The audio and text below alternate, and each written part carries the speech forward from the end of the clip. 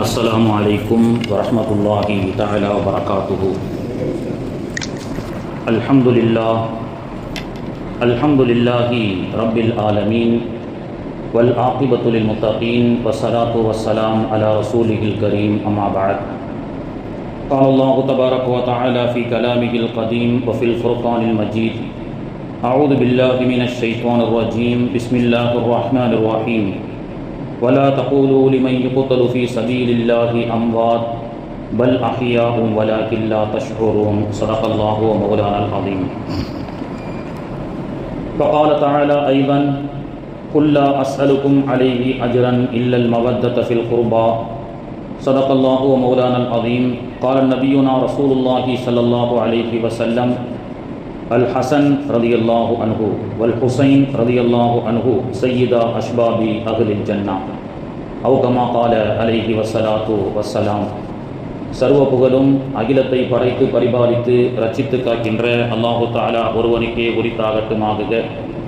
கண்மணி நாயகம் முத்து முஹம்மதுர் ரசூலுல்லாஹ் ஸல்லல்லாஹு அலைஹி வஸல்லம் அன்னாருடைய ஷஃபாஅத்தை பெறக்கூடிய பாக்கியத்தை மறுமையிலும், அன்னாருடைய துவாவை பெறக்கூடிய பாக்கியத்தை இம்மையிலும் வல்ல ரஹ்மான் நாம் அனைவர்களுக்கும் நசீபாக்கி தருவானாக. ஆமீன் யா ரப்பல் ஆலமீன். அல்லாஹும்ம பாரிக் லனா ஃபீ ஹாதா ஷஹ்ருல் முஹர்ரம். இறைவா, இந்த முஹர்ரமுடைய சிறப்பான மாதத்திலே எங்களுக்கு பரக்கத் செய்து அருள் புரிவாயாக.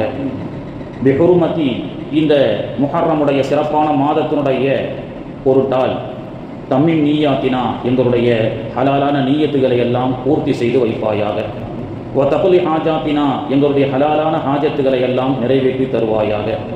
பி பரக்கத்தி முஹர்ரம், இந்த மாதத்தினுடைய பரக்கத்தை கொண்டு இஃப்தஹ அலைனா, எங்கள் மீது நீ அருள் புரிவாயாக. பரக்கத்தி, பரக்கச் செய்வாயாக. தௌலத்தி, தௌலத்தாக்கி வைப்பாயாக. நிஅமத்தி, நிஅமத்து என்ற அருட்கொடையை எங்களுக்கு தந்து அருள் புரிவாயாக. ஆமீன் யா ரப்பல் ஆலமீன். கண்ணியத்திற்குரிய அல்லாஹுவின் நல்லடியார்களே, முஹர்ரம் மாதத்தின் ஆஷுரா தினத்தில் பல நபிமார்களின் சோதனைகள் எவ்வாறு சாதனைகள் ஆக்கப்பட்டது என்பதை பற்றியும், நபிமார்களுடைய துன்பங்கள் எவ்வாறெல்லாம் இன்பங்களாக அல்லாஹ் ஆக்கி அமைத்தான் என்ற வரலாற்று செய்திகளை எல்லாம் முஹர்ரமுடைய ஆஷுரா அன்று நாம் கேட்டோம். அதே முஹர்ரமுடைய 10 ஆஷுரா அன்று உலகமே அதிர்ந்து போகக்கூடிய, கண்களெல்லாம் புலமாகக்கூடிய ஒரு துயர சம்பவம், ஒரு இனப்படுகொலை கூஃபாவிலே நடந்தது. அதற்கு பெயர்தான் கர்பலா. அந்த கர்பலா என்ற இனப்படுகொலை நடைபெற்ற அந்த சம்பவத்தை, வரலாறுகளை ஒவ்வொரு இஸ்லாமியர்களும் தெரிந்து கொள்ள வேண்டும். அந்த துயர சம்பவத்தை இஸ்லாம் அல்லாதவர்களும் படித்து கண்ணீர் வடித்து ஹிதாயத்து பெற்றவர்களுடைய எண்ணிக்கை நிறைய வரலாற்றிலே உண்டு. உருதுலே ஒன்று சொல்வார்கள், இஸ்லாம் ஜிந்தா ஹோதா ஹே, இஸ்லாம் உயிர்ப்பிக்கப்பட்டு கொண்டே இருக்கும், ஹர் கர்பலா கி பாத் என்று சொல்வார்கள். இஸ்லாம் ஜிந்தா ஹோதா ஹே ஹர் கர்பலா கி பாத். கர்பலாவுடைய ஆண்டுகள் வர வர அந்த வரலாறுகளை தெரிந்து கொள்ளக்கூடிய மக்கள் இருக்கும் வரை இஸ்லாம் கர்பலாவை கொண்டு உயிர் பெற்று கொண்டிருக்கிறது என்று நமக்கு முன்னோர்கள் சொல்லிக் கொடுப்பார்கள். எந்த சமூகம் வரலாற்றை மறந்ததோ அது வரலாற்றை படைக்க முடியாது என்று நமக்கு சொல்லிக் கொடுப்பார்கள். அதன் அடிப்படையில் இஸ்லாமிய சமூகத்தை சார்ந்த நாமும், குறிப்பாக இஸ்லாமிய இளைஞர்களும் 56, 57 வயதிலே ஷஹீதாக்கப்பட்ட ஹுசைன் ரலியல்லாஹு அன்ஹு அவர்களுடைய வரலாறுகளையும் அவர்களுடைய சரிதிகளையும் நாம் படித்து தெரிந்திருக்க வேண்டும்.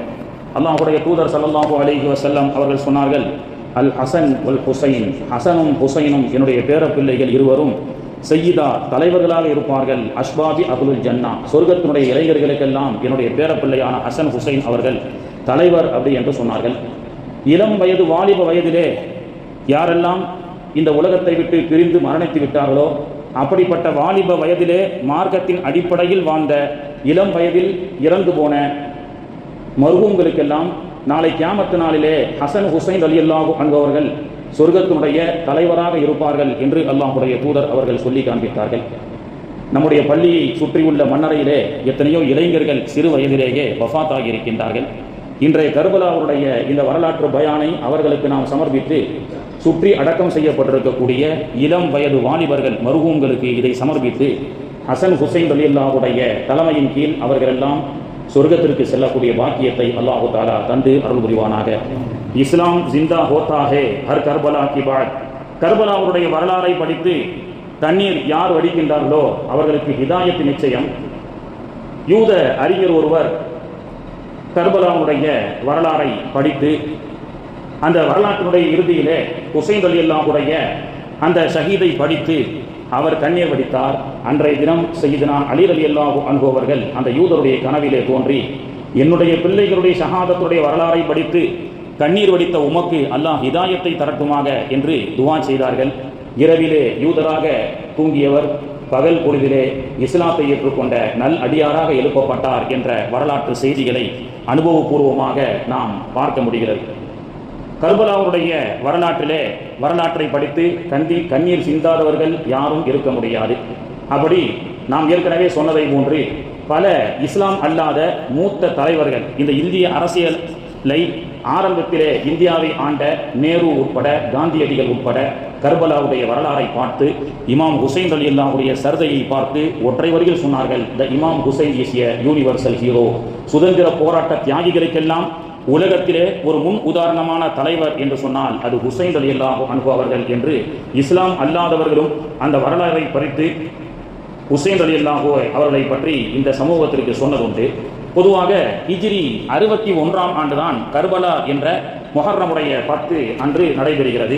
கிபி 680 அக்டோபர் 10ஆம் தேதி முஹர்ரமுடைய பிறை 10 ஹிஜ்ரி 61 இந்த கர்பலா என்ற துயர சம்பவம் இனப்படுகொலை கூஃபாவிலே நடந்து விடுகிறது. எல்லாவற்றையும் பற்றி அல்லாஹ்வுடைய தூதர் அவர்கள் இந்த சமூகத்திலே பேசியிருக்கிறார்கள். கியாமத்து நாள் வரைக்கும் என்னென்னலாம் நடக்கும் அப்படின்றதெல்லாம் அல்லாஹ்வுடைய தூதர் அவர்கள் சொல்லியிருக்கின்றார்கள். எந்த அளவுக்கு அல்லாஹ்வுடைய தூதர் அவர்கள் சொன்னார்கள் என்றால், கியாமத்துக்கு கடைசியில் கியாமத்து நாளிலே ஒரு ஆண் குழந்தை பிறக்கும், அது சீன தேசத்திலே பிறக்கும், அதுதான் இந்த உலகத்தின் கடைசி குழந்தை என்று ஆதிபிதா ஆதம் அலைஹிஸ்ஸலாம் அவர்களை பற்றி இந்த பிரபஞ்சத்தின் முதல் மனிதர் எப்படி ஆதிபிதா ஆதமோ அதே போன்று கடைசியில் ஒரு ஆண் குழந்தை பிறக்கும், அது சைனாவில் பிறக்கும், அதுதான் கடைசி குழந்தை, அது பிறந்ததற்கு பிறகு இந்த உலகம் அழிந்துவிடும் என்று அல்லாஹ்வுடைய தூதர் அவர்கள் சொன்னார்கள். கியாமத்து இந்த நாள் இந்த டேட்ல நடக்கும் தான் சொல்லலை. பட் ஆனால் அது நடக்கிறதுக்கு முன்னாடி என்னென்னலாம் அந்த உலகத்தில் நடைபெறும் என்பதை தெல்ல தெளிவாக அல்லாஹ்வுடைய தூதர் அவர்கள் சொல்லி காண்பித்தார்கள். சென்ற வாரம் வெள்ளிக்கிழமை முஹர்ரமுடைய 10 வெள்ளிக்கிழமை அல்லாஹ்வுடைய தூதர் அவர்கள் சொன்னார்கள், கியாமத்தினாலும் முஹர்ரமுடைய 10 வரும், அது வெள்ளிக்கிழமையாக வரும் என்று சொன்னார்கள். அந்த வெள்ளிக்கிழமையில் தான் கியாமத்து நாள் நடைபெறும், முஹர்ரமுடைய 10 என்று ஒரு அறிவிப்பும் அல்லாஹ்வுடைய தூதர் அவர்கள் சொன்னார்கள். வெள்ளிக்கிழமை தான் இந்த உலகம் அழியும் என்பதால் அல்லாஹ்வுடைய தூதருடைய கூற்றை பறவைகள் வன விலங்குகள் எல்லாம் நினைவு கூர்ந்து வெள்ளிக்கிழமை அன்று அல்லாஹ்விடத்திலே கண்ணீர் சிந்துமாம் பறவைகள் விலங்குகள் என்று அல்லாஹ்வுடைய தூதர் ஸல்லல்லாஹு அலைஹி வஸல்லம் அவர்கள் சொன்னார்கள். அப்படி எல்லாவற்றையும் பேசிய அல்லாஹ்வுடைய தூதர் ஸல்லல்லாஹு அலைஹி வஸல்லம் அவர்கள் கர்பலாவை பற்றி பேசாமல் இருப்பார்களா? தெல்ல தெளிவாக சொன்னார்கள். கர்பலாவுடைய சரிதையை பற்றி சொல்லும் பொழுது மூசா அலைஹிஸ்ஸலாம் கூஃபாவிலே இன்றைய கர்பலா என்ற இடத்தின் வழியாக 3000 ஆண்டுகளுக்கு முன்பதாக வரும் பொழுது பனி இஸ்ரவேலர்களோடு மூசா அலைஹிஸ்ஸலாம் அந்த கர்பலாவை கடந்து செல்லும் பொழுது அந்த கர்பலா என்ற அந்த சிவந்த மண்ணை பார்த்து மூசா அலைஹிஸ்ஸலாம் அவர்கள் கண்ணீர் விட்டார்கள். மக்கள் கேட்டார்கள், ஏன் மூசா அழுகைக்கான காரணம்? இந்த இடம் எப்படிப்பட்ட இடம் தெரியுமா? ஒரு மிகப்பெரிய சிறப்பு வாய்ந்த குடும்பத்தை சார்ந்த பெருமானார் ஸல்லல்லாஹு அலைஹி வஸல்லம் இறுதி நபியினுடைய பேர பிள்ளை இங்கே இனப்படுகொலை செய்யப்பட்டு ஷஹீதாக்கப்படக்கூடிய பூமிதான் இந்த கர்பலா என்று சொன்னார்கள். அதற்கு பெயர் ஏற்கனவே முடிவு செய்யப்பட்டது, கர்பலா. கர்பு என்று சொன்னால் துயரங்கள், பலா என்றால் முசீபத்துகள் துயரங்கள் நடக்கக்கூடிய இடம் என்றே அந்த கர்பலாவுக்கு பெயர். இந்த சம்பவம் நடைபெறுவதற்கு முன்பே கூஃபா தேசத்தில் ஈராக்குக்கு பக்கத்தில் இருக்கக்கூடிய இன்றைய கர்பலாவுக்கு அது கர்பலா என்று சொல்லப்பட்டது. இப்படி மூசா அலைஹிஸ்ஸலாம் அவர்கள் தொடர்ந்து பெருமானார் ஸல்லல்லாஹு அலைஹி வஸல்லம் அவர்கள் ஒரு முறை உம்மு சலமா ரலியல்லாஹு அன்ஹா தன்னுடைய மனைவிமார்கள் ஒருவரான அவர்கள் வீட்டிலே தங்கி இருக்கின்றார்கள். திடீரென்று ஒரு மலக்கு விஜயம் புரிகிறார்கள். பைஹகியிலே பதிவு செய்யப்பட்ட ஹதீஸ். திடீரென்று ஒரு மலக்கு வருகிறார். அல்லாஹ்வுடைய தூதர் சொன்னார்கள், இதுக்கு முன்னாடி அவர் உலகத்துக்கு வந்ததும் இல்லை, அவர் நான் பார்த்ததும் இல்லை, முதலாக அந்த மலக்கு வருகிறார். உம்மு சலமா ரலியல்லாஹு அன்ஹா தன்னுடைய மனைவியை வெளியே அமரச் செய்து, வீட்டுக்கு வெளியில கொஞ்சம் இருங்க, மலக்குகள் வந்திருக்கிறாங்க, ஏதோ ஒரு செய்தி சொல்ல வராங்க அப்படின்னு சொல்லி பெருமானார் அவர்கள் உம்மு சலமா அவர்களை வெளியே அமரச் செய்து பெருமானார் அவர்கள் அந்த மலக்கோடு சம்பாஷணை செய்ய ஆரம்பித்தார்கள். அப்பொழுதுதான் ஹுசைன் அவர்கள் வேகமாக உம்மு சலமா அவர்களை தாண்டி வேகமாக ஓடி வந்து பெருமானாருடைய மடியிலே அமர்ந்தார்கள். அப்பொழுது வந்த மலக்கு சொன்னார், இதோ உங்களுடைய பேரப்பிள்ளை கர்பலா என்ற இடத்திலே ஷஹீதாக்கப்படுவார், இன படுகொலை செய்யப்படுவார் என்று அந்த மலக்குகள் சொல்லி அந்த கர்பலாவுடைய மண் இதோ என்று பெருமானாரிடத்திலே கொடுத்ததாகவும் அந்த மண்ணை உம்மு சலமா ரலியல்லாஹு அன்ஹா அவர்கள் எடுத்து வைத்திருந்தார்கள். இது ஒரு செய்தி. பிறகு இன்னொரு செய்தி பைஹக்கியிலே பதிவு செய்யப்படுகிறது. பெருமானாருடைய இன்னொரு மனைவியான உம்முல் ஃபதுல் ரலியல்லாஹு அன்ஹா அவர்களுடைய வீட்டிலே அல்லாஹ்வுடைய தூதர் அவர்கள் தன்னுடைய பேரப்பிள்ளை உசைன் ரலியல்லாஹு அன்ஹு அவர்களோடு மடியில் வைத்து கொஞ்சி விளையாடி கொண்டிருக்கும் பொழுது திடீரென்று பெருமானார் அவர்கள் கண்ணீர் வடித்தார்கள். உம்முல் ஃபதுல் அவர்கள் கேட்டார்கள், யா ரசூலல்லாஹ், என்ன உங்களுடைய கண்ணீருக்கு காரணம் என்ன என்று கேட்கும் பொழுது பெருமானார் அவர்கள் சொன்னார்கள், இன்ன உம்மத்தி, நிச்சயமாக என்னுடைய சமூகத்தைச் சேர்ந்த உம்மத்துகள் சத்தத்துல் இவரை கொலை செய்வார்கள். இப்னி ஆதா, இந்த ஹுசைன் நான் மடியில் வைத்து கொஞ்சி விளையாடி கொண்டிருக்கின்றேனே, இந்த ஹுசைனை இந்த சமூகம் இனப்படுகொலை செய்யும் என்று பெருமானார் அவர்கள் சொன்ன முன் அறிவிப்பு பைஹக்கியிலே பதிவு செய்யப்படுகிறது. குதுபா மேடையிலே பெருமானார் அவர்கள் சஹாபாக்களுக்கு மத்தியிலே மதீனா ஷரீஃபிலே குதுபா ஓதிக்கொண்டிருக்கும் பொழுது சையதுனா ஹசன் ரலியல்லாஹு அன்ஹு அவர்கள் ஓடோடி வரும் பொழுது அவர்கள் கால் தடிக்கு கீழே விழக்கூடிய ஒரு அபாயம் ஏற்பட்ட போது குதுபா பிரசங்கம் செய்து கொண்டிருந்த பெருமானார் பாதியிலேயே இறங்கி வந்து தன்னுடைய பேரப்பிள்ளையை இடுப்பில் வைத்து மீண்டும் பேரப்பிள்ளையோடு குதுபாவிலே ஏறி சஹாபாக்கள் குழுமியிருந்த சஹாபாக்களுக்கு சொன்னார்கள், இதோ என்னுடைய பேரன் ஹசன், இவர் இந்த சமூகம் பிளவுபடும் பொழுது இந்த சமூகத்தை ஒற்றுமைப்படுத்துவார் என்று பெருமானார் அவர்கள் சொன்னார்கள். இப்படியாக பெருமானார் அவர்கள் தன்னுடைய பேரப்பிள்ளைகளான ஹசன் ஹுசைன் அவர்களை அந்த சஹாபாக்களுக்கு எப்படி அறிமுகப்படுத்தினார்கள் என்று சொன்னால், பேரப்பிள்ளை வேற, நான் வேற இல்லை, நான் தான் என்னுடைய பேரப்பிள்ளைகள் என்று பெருமானார் அவர்கள் சொன்னார்கள். அது மட்டுமல்ல, அல்லாஹ்வும் குர்ஆன்ல சொன்னான், குல், நபியே நீங்கள் சொல்லுங்கள், லா அஸ்அலுக்கும் அலைஹி அஜ்ரன், உங்களிடத்தில் இந்த தீனுல் இஸ்லாம் என்ற மார்க்கத்தை சொல்வதற்காக வேறு எந்த ஒரு அஜரையும் எதிர்பார்ப்பையும் நான் கேட்கவில்லை. எனக்கு நீங்கள் உபகாரம் செய்வதாக இருந்தால் என்னுடைய குடும்பத்தார்களை நீங்கள் கண்ணியப்படுத்துங்கள் என்று அல்லாஹ் தஆலா குர்ஆனிலே நபிகள் நாயகத்தை சொல்லச் சொன்னான். ஹசன் ஹுசைன் ரலியல்லாஹு அன்ஹு அவர்கள் சிறு வயதிலே ஓடி வரும் பொழுது, ஓடி விளையாடி கொண்டு பள்ளிவாசலிலே அங்கும் இங்கும் வரும் பொழுது சையதுனா அபூபக்கர் சித்திக் ரலியல்லாஹு அன்ஹு அவர்கள் எழுந்திருச்சு நின்று மரியாதை செய்வார்கள். சில சஹாபாக்கள் கேட்பார்கள், சிறு பிள்ளைகளான இவர்களுக்கு நீங்கள் எழுந்து மரியாதை செய்ய வேண்டுமா என்று கேட்கும் பொழுது அபூபக்கர் ரலியல்லாஹு அன்ஹு அவர்கள் சொல்லுவார்கள், நீங்கள் ஹசனையும் ஹுசைனையும் ரலியல்லாஹு அன்ஹுமா இவர்களை நீங்கள் சிறு பிள்ளையாக பார்க்கின்றீர்கள், ஆனால் ஹசன் அவர்களை பெருமானாருடைய முதல் பாதியாகவும் ஹுசைன் அவர்களை பெருமானாருடைய நீதி பாதியாக பார்க்கின்றேன், பெருமானாராகவே பார்க்கின்றேன் என்று அபூபக்கர் ரலியல்லாஹு அன்ஹு அவர்கள் ஹசன் ஹுசைனுக்கு செய்யக்கூடிய அந்த கண்ணியத்தை பற்றி சஹாபாக்களுக்கு சொல்லிக் கொடுப்பார்கள்.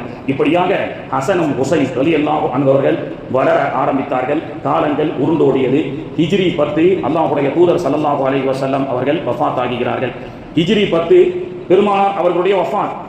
அதுக்கு முன்னாடி அல்லாஹ்வுடைய தூதர் அவர்கள் சொன்னார்கள், அல் கிலாஃபத்து பஅதி, எனக்கு பிறகு இந்த இஸ்லாமிய சாம்ராஜ்யத்தின் கிலாஃபத்துடைய சிறப்பான ஆட்சி என்பது சலாசூன சனத்தன் 30 ஆண்டுகள் என்று சொன்னார்கள். அதையும் சொல்லிவிட்டு சென்றார்கள் அல்லாஹ்வுடைய தூதர் அவர்கள். இன்னும் கிலாஃபத்துடைய ஆட்சியே முடிவு செய்யப்படல. ஆனா பெருமானார் அவர்கள் சொன்னார்கள், அபூபக்கர் 2 ஆண்டுகள் பிறகு ஆட்சி செய்தார்கள். உமர் ரலியல்லாஹு அன்ஹு அவர்கள் 10 ஆண்டுகள் 12 ஆட்சி. உஸ்மான் ரலியல்லாஹு அன்ஹு அவர்கள் 12 ஆண்டுகள் 24 ஆண்டுகள் ஆட்சி. அலி ரலியல்லாஹு அன்ஹு அவர்கள் 6 ஆண்டுகள் 30 ஆண்டுகள்.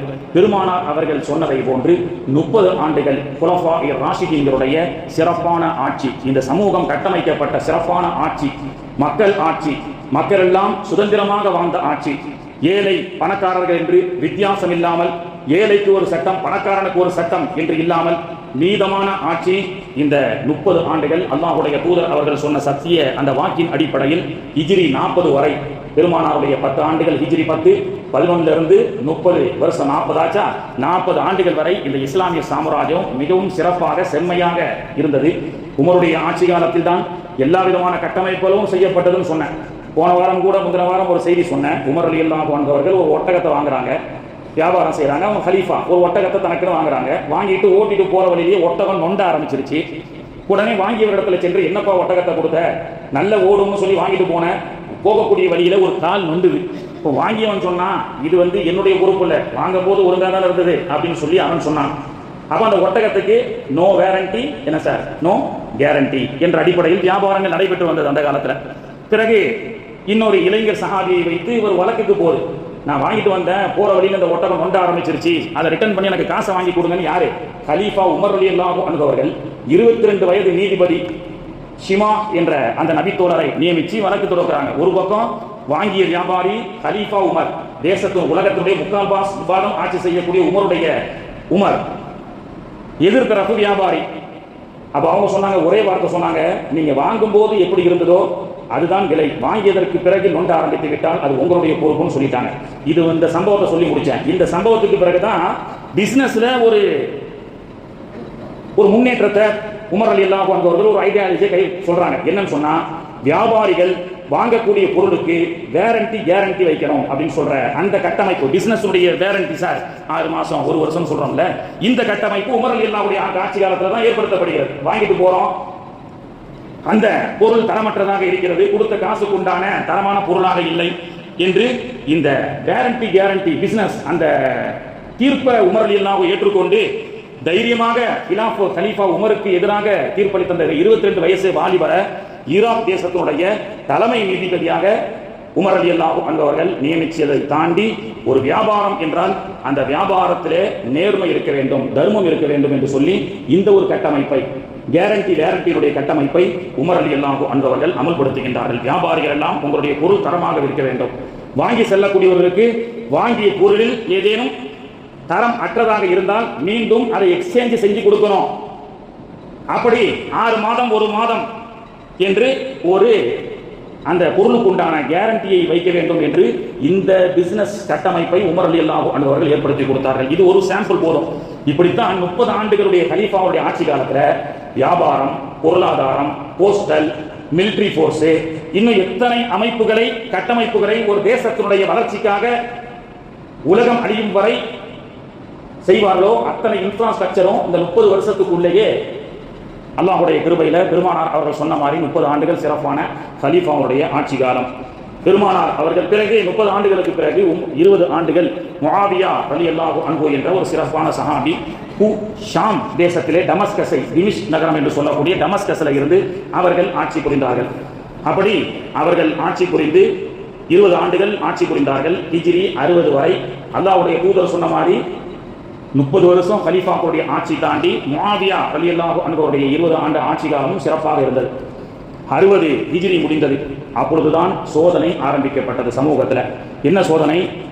யசீத் முஆவியா அவர் வஃபாத்தாகும் பொழுது தன்னுடைய மகனான யசீதை திமிஷ் தலைநகராக கொண்டு இந்த இஸ்லாமிய சாம்ராஜ்யத்தினுடைய கலீஃபாவாக நியமித்து யசீத் அவர் ஆட்சி புரிகின்றார். இன்னைக்கு நிறைய பேர் யசீதுக்கு முட்டு கொடுப்பாங்க. இல்லைங்க, அவருக்கும் ஹுசைன் ரலியல்லாஹு அன்ஹு ஷஹீதுக்கும் சம்பந்தம் இல்லை, அவர் பின்னாடி வருத்தப்பட்டாரு அப்படியெல்லாம் முட்டு கொடுக்கக்கூடியவர்கள் இருப்பார்கள். ஆனால் அல்லாஹ்வுடைய தூதர் ஸல்லல்லாஹு அலைஹி வஸல்லம் அவர்கள் யசீதுக்கு முட்டு கொடுக்கவில்லை. யசீதுடைய ஆட்சியினுடைய அவல நிலை என்னவெல்லாம் நடக்கும் என்பதை அறிந்த பெருமானார் அவர்கள் ஹதீஸிலே சொல்லி காட்டுகின்றார்கள். லா யஸாலு அம்ரி உம்மத்தி, என்னுடைய உம்மத்தினுடைய காயிமன் பில் கிஸ்த், நீதமான ஆட்சி என்பது ஹத்தா யகூன அவ்வலமை யஸ்லுமுஹு ரஜுலம் மின் பனி உமையாவை சார்ந்த ஒரு மனிதர் வருவார். அவருக்கு பெயர் இஃபாரல்லஹு யசீத், அவருடைய பெயர் யசீத் ஆகும். இவர் ஆட்சி பீடத்தில் அமர்ந்தால் இந்த உம்மத்தில் மிகப்பெரிய குழப்பம் ஏற்படும் என்று சொன்னார்கள்.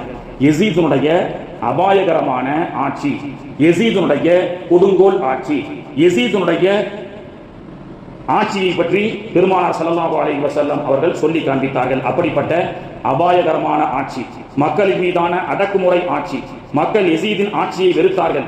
அநீதியான கட்டுப்பாடுகளால் மக்களை அவமதித்தார்கள். அரசாங்கத்தின் தவறுகளை சுட்டிக்காட்டும் அமைப்புகள் மீது கடும் பொய் வழக்குகள் போட்டார்கள். பொதுமக்களை மிரட்ட ஆரம்பித்தார்கள். ஆட்சியாளர்களுக்கு எதிராக மக்கள் சொல்லக்கூடிய அநீதங்களை அவர்கள் மக்களின் மீது அடக்குமுறை செய்தார்கள். இன்றைய ஆட்சி அன்றைய ஆட்சியெல்லாம் நீங்க கம்பேர் பண்ணி பார்க்கணும்னு அவசியம் இல்லை. இந்த மாதிரி ஒரு ஆட்சி தான் கூஃபாவிலே நடைபெற்றது. கூஃபாவுடைய மக்கள் மிகப்பெரிய இன்னல்களுக்கும் துன்பங்களுக்கும் ஆளாக்கப்பட்டார்கள். சுதந்திர ஆட்சியை தாண்டி ஹிட்லருடைய ஆட்சியாக கூஃபாவிலே யசீதுடைய தலைமையின் கீழ் நடக்கக்கூடிய கூஃபாவினுடைய ஆட்சி நடைபெற்றது.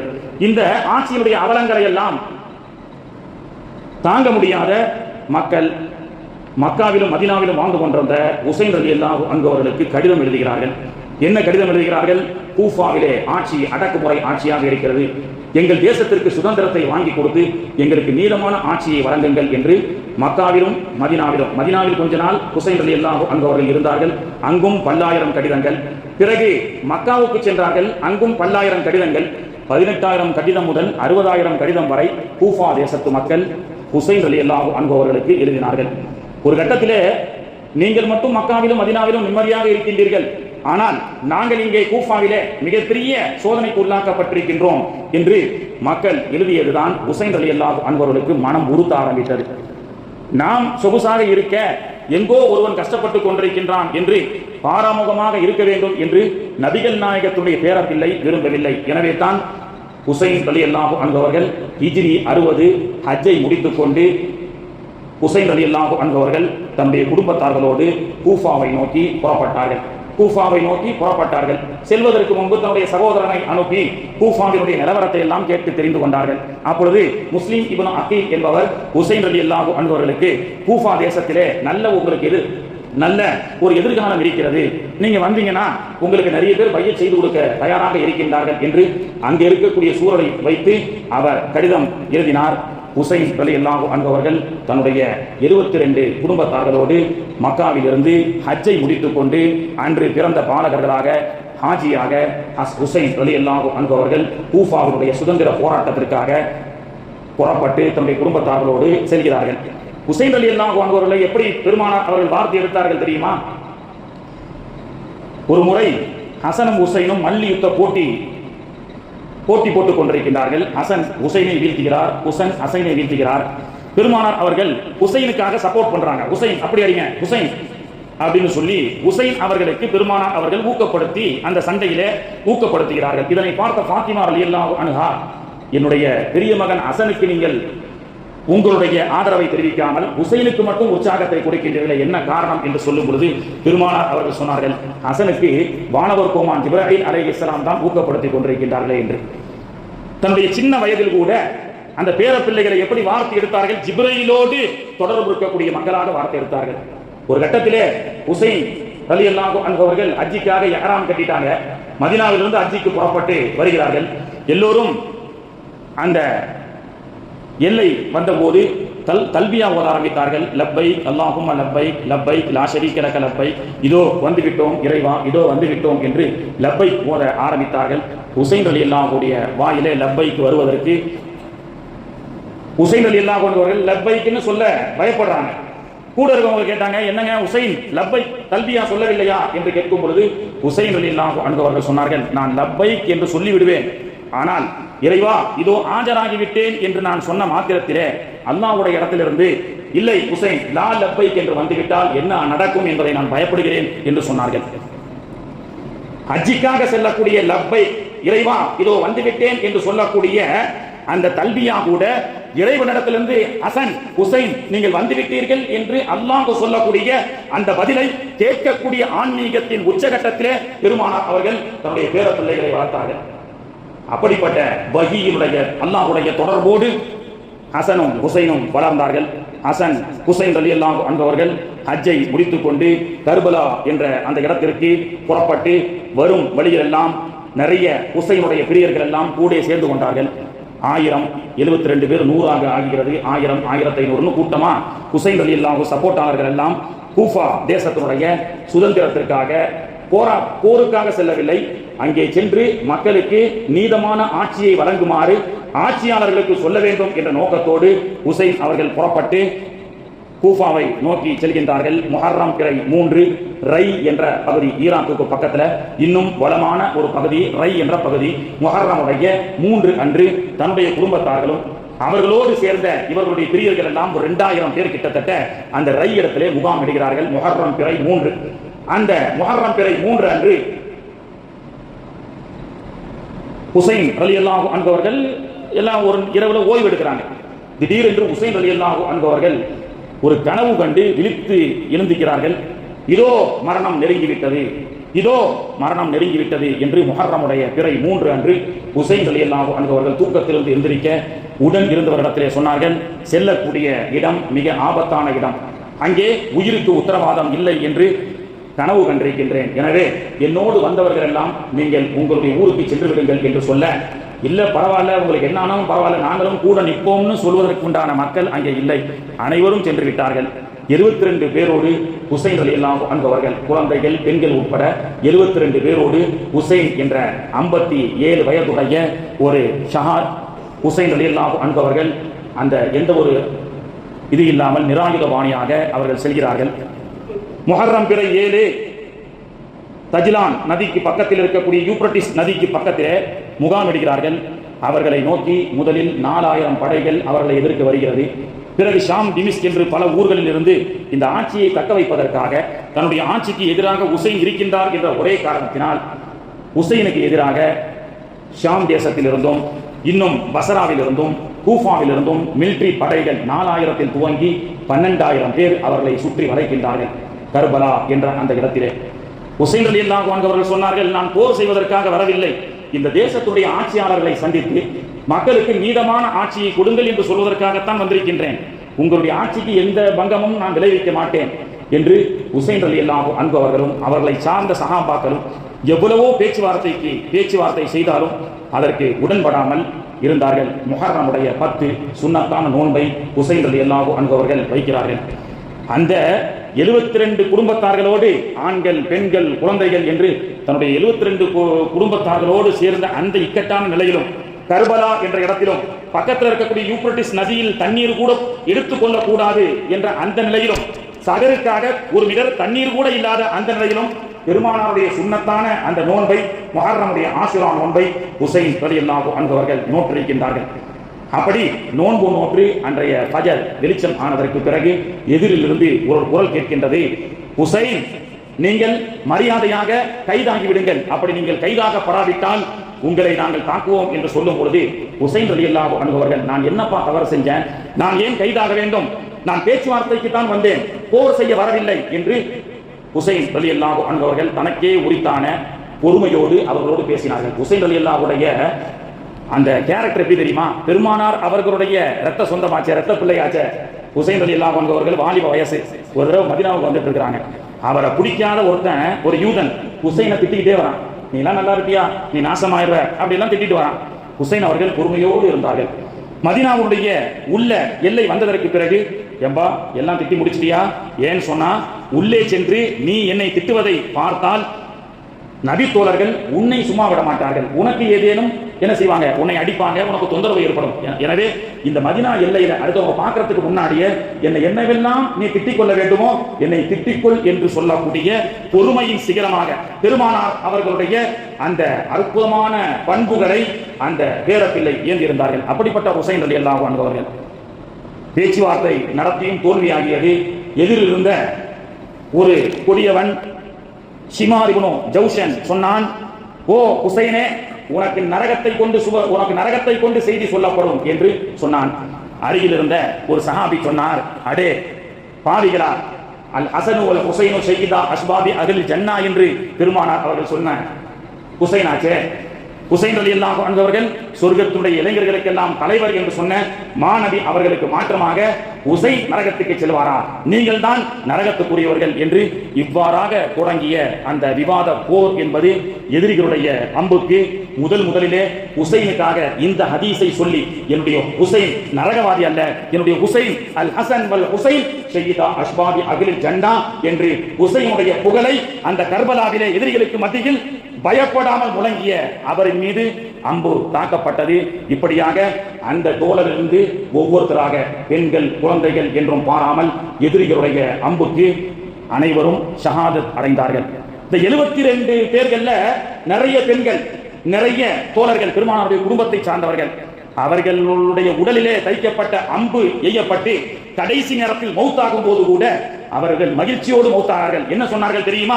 என்னுடைய உசைன், பெருமானார் அவர்கள் கொஞ்சி விளையாடிய, பெருமானார் அவர்கள் சொர்க்கத்து தலைவர் என்று சொன்ன, பெருமானார் அவர்களுடைய ரத்தம் என்று சொன்ன அந்த உசைனை பாதுகாப்பதற்காக என்னுடைய உயிரை நான் தியாகம் செய்வதை பெருமையாக நினைக்கின்றேன் என்று 71 நபர்களும் அந்த கர்பலா களத்திலே 12,000 எதிரி மிலிட்டரிகளால் ஷஹீதாக்கப்பட்டார்கள். அதுதான் கர்பலா.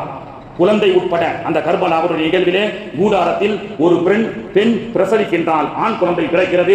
உசைன் ரலியல்லாஹு அன்ஹு அவர்கள் அப்துல்லா என்று பெயர் வைத்து வலது காதிலே பாங்கும் இடது காதிலே இகாமத்தும் சொல்கிறார்கள். உடலில் எங்கும் ரணப்பட்ட உசைன் ரலியல்லாஹு அன்ஹு அவர்கள் அந்த நேரத்திலும் ஒரு குழந்தை பிறந்தால் மாநபி ஸல்லல்லாஹு அலைஹி வஸல்லம் அவர்கள் எந்த சுன்னத்தை ஹயாத்தாக்குவார்களோ அதை செய்தார்கள். வாங்க சொன்னார்கள், இகாமத் சொன்னார்கள். அந்த குழந்தைக்கு அப்துல்லா அப்படின்னு பெயரை வைத்து ஹுசைன் ரலியல்லாஹு அன்ஹு அவர்கள் கையிலே வைத்த மாத்திரத்திலே எதிரிகளிடத்திலிருந்து ஹுசைனை வைத்த குறி அந்த குழந்தையினுடைய நெஞ்சிலே பாய்ந்து பிறந்த அப்பொழுதுதான் பிறக்கப்பட்ட அந்த குழந்தை பாங்கு சொல்லப்பட்டு இக்காமத் சொல்லப்பட்டு அப்துல்லா என்று பெயர் வைத்த மாத்திரத்திலேயே ஹுசைனை நோக்கி வந்த அந்த அம்புக்கு அந்த பிஞ்சு குழந்தை இரையானது.